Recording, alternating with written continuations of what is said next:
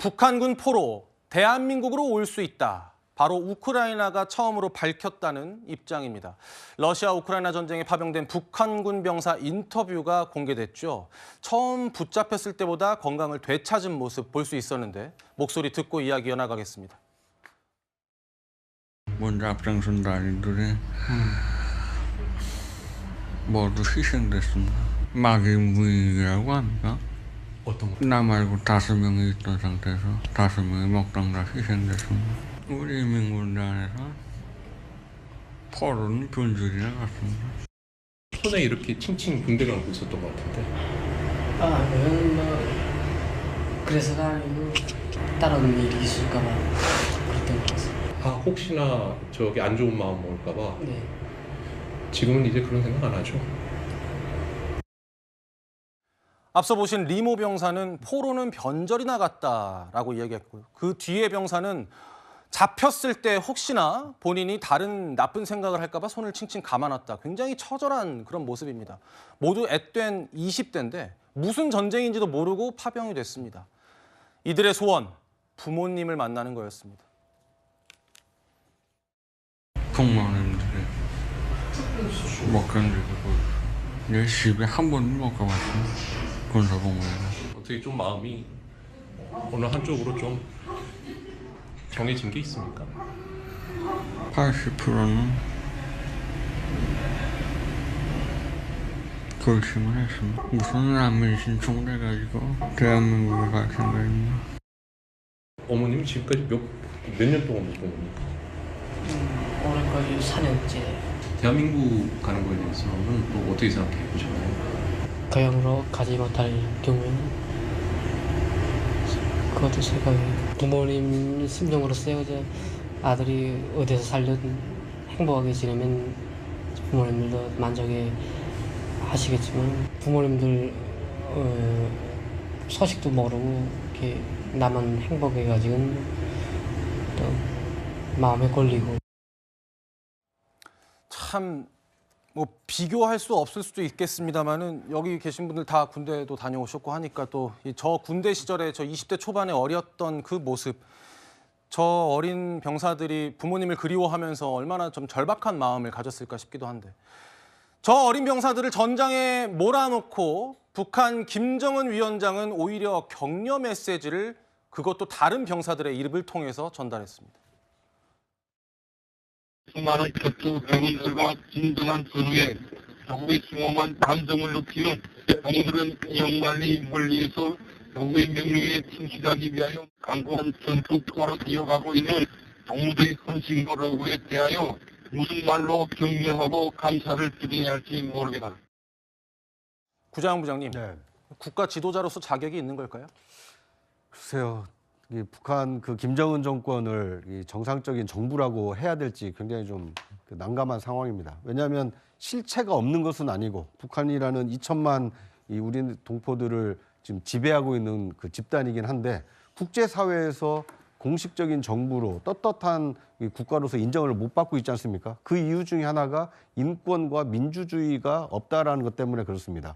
권력은 주인인 국민의 선택으로서 얼마든지 바뀔 수 있어야 됩니다. 예. 그런데 북한의 경우에는 굉장히 감시체제나 이런 걸로 인해서 이 김정은 그 이른바 백두혈통이라고 하는 사람들이 계속 세습해서 정권을 이어오고 있기 때문에 국제사회에서 지탄의 대상이 되고 있지 않습니까? 더더군다나 자신들과 아무 상관이 없는 우크라이나 전쟁에 자국의 국민을 저렇게 내보내서 희생시킨다. 이런 것을 선택하는 지도자에 대해서 얼마나 많은 북한 주민들이 동의하고 인정을 할까요? 만약에 저렇게 많은 젊은 병사들이 나가서 아무런 영문도 없이 무인기에서 저렇게 수천 명이 희생당하고 있다는 것을 북한 주민이 안다라면 어떤 생각을 하겠습니까? 저는 이 실상이 대한민국뿐만 아니라 북한에 살고 있는 우리 동포 주민들에게도 널리 알려져서 이 김정은 정권의 실상이 좀 알려질 필요가 있지 않나 하는 생각이 듭니다. 예, 조 변호사님. 일단 우리나라 헌법상 북한도 우리나라에 속해 있기 때문에 저 병사들이 우리나라로 오고 싶다고 하면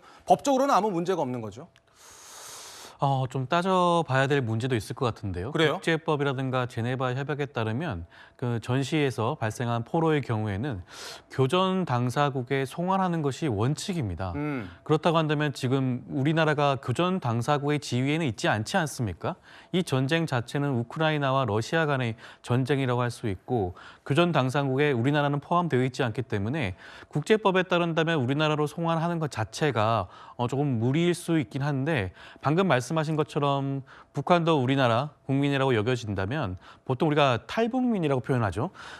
탈북민의 지위에 있다고 한다면 지금 북한의 포로의 경우에도 국내로 송환할 그럴 여지도 있을 겁니다. 그렇다고 한다면 지금 단계에선 정부 차원에서 북한군 포로에 대해서 어떠한 지위로 설정을 할 것인지 예. 그 부분에 대한 논의가 먼저 이루어져야 되지 않을까 생각이 듭니다. 그런데 말씀하신 대로 교전 당사자인 우크라이나가 북한군의 한국 송환 가능성을 시사했다면 그럼 교전 당사자인 우크라이나의 의지가 있다면 가능한 건가요? 만약에 교전 당사국의 지위에 있는 우크라이나 그렇게 주장을 한다고 하더라도 그 전쟁 포로의 주체는 사실은 러시아입니다. 예. 물론 북한이 파병을 했다라고 보여지긴 하지만 러시아 같은 경우에도 마찬가지로 우크라이나 포로들이 있겠죠. 포로들 같은 경우는 상대적으로 교환하는 그런 절차를 거치게 되는데 러시아 입장에서는 당연히 북한군 포로도 러시아로 송환하기를 원할 수가 있는데 그럼에도 불구하고 우크라이나가 일방적으로 한국으로 송환한다 그런 결정을 내린다 그 부분도 아마 그 러시아 측 입장도 함께 따져봐야 될 문제가 아닌가 생각이 듭니다. 알겠습니다. 대한민국으로 오는 문제가 뭐 간단치만은 않다 이런 말씀 주셨는데요. 우크라이나는요, 북한군을 향해서 연일 투항의 메시지를 보내고 있는데 그 목소리를 들어보겠습니다. 우리 둘밖에 없어 우리 수가 나보래 굴법이란 걸 없어 싸움은 용감하게 비원이 못 왔는데 지원병 안 보이네 매일 년년 우리 수가 나보네 여러분의 지도부는 여러분을 러시아의 우크라이나 침략 전쟁에 보내고 있습니다. 러시아는 이 전쟁을 10년 전에 시작했으며 네, 그런가 하면 도널드 트럼프 미국 대통령은 러시아와 우크라이나 전쟁을 멈추겠다며 우크라이나를 압박하고 나섰습니다. We're negotiating with Russia, Ukraine, trying to get that horrible situation over with. It's terrible. It's just so terrible. I've young soldiers being killed, thousands a week, and we got to get it over with. I've had very good talks with Putin, and I've had not such good talks with Ukraine. They don't have any cards, but they play it tough. But we're not going to let this continue. This war is terrible. It would have never happened if I were president. 사실 앞서서도 구부장님, 네. 그 사우디아라비아에서 러시아와 미국 이렇게 만나서 종전 협상을 논의를 했는데 이 자리에도 우크라이나는 없었습니다. 그리고 이번에 트럼프 대통령 목소리 들어보면은 우크라이나가 아무런 카드도 없이 강하게 나온다 이렇게 밝히는 것 같아요. 네. 그러니까 지금 우크라이나 상황이 그 국내외적으로 굉장히 좀 어려운 처진 것 같습니다. 국내적으로는 지금 상당히 영토의 많은 부분을 러시아에게 지금 뺏긴 상태 아닙니까?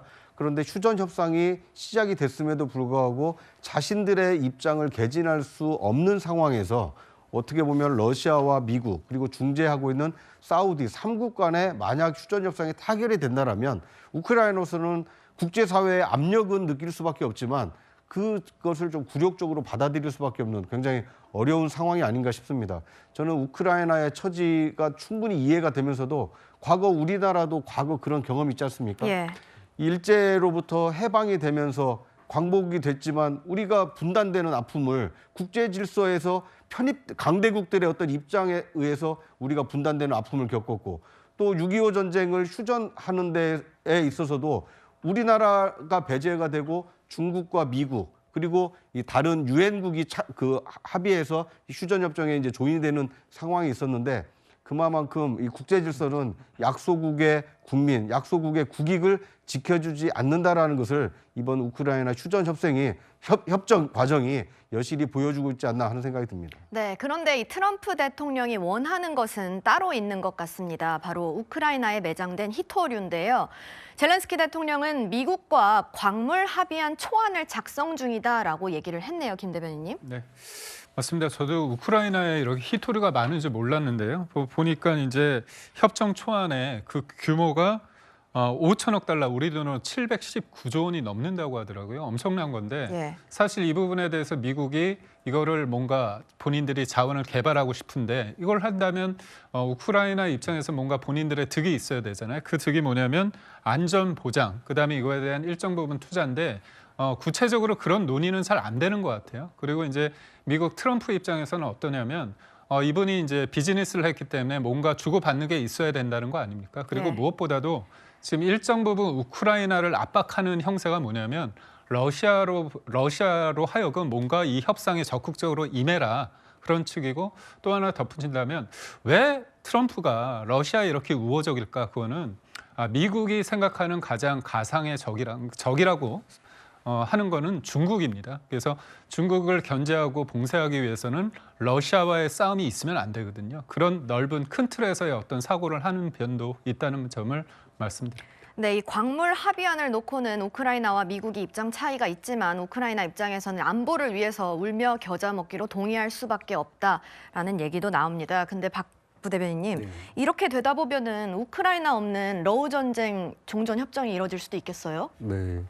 그래서 무엇보다 현재 이 우크라이나 전쟁과 관련해서는 국제사회가 좀 더 관심 있게 다면적으로 함께 이 문제를 해결해 나가기 위해서 노력해야 될 것 같고요. 전자에도 말씀드린 것처럼 우리가 겪고 있는 여러 문제들을 비춰볼 수 있는 상황도 되는 것 같습니다. 분단 국가인 대한민국의 현재 국가 리더가 부재하고 있고, 또 여당과 정권을 운영해야 될 행정부 간의 공백 상대로 인해서 우리 국민들 또한 이 우크라이나 전쟁 사태를 남의 일로 보지만은 않고 있다라는 말씀을 드리겠고요. 그 과정에서 국내적으로 보자면 이걸 반면교사 삼아서 여당과 야당이 좀 더 긴밀하게 협의하고 대화해 나가는, 그래서 안정된 국정을 이끌어 나가는 모습을 우리 국민들에게 보여줘야 된다라고 생각합니다. 알겠습니다.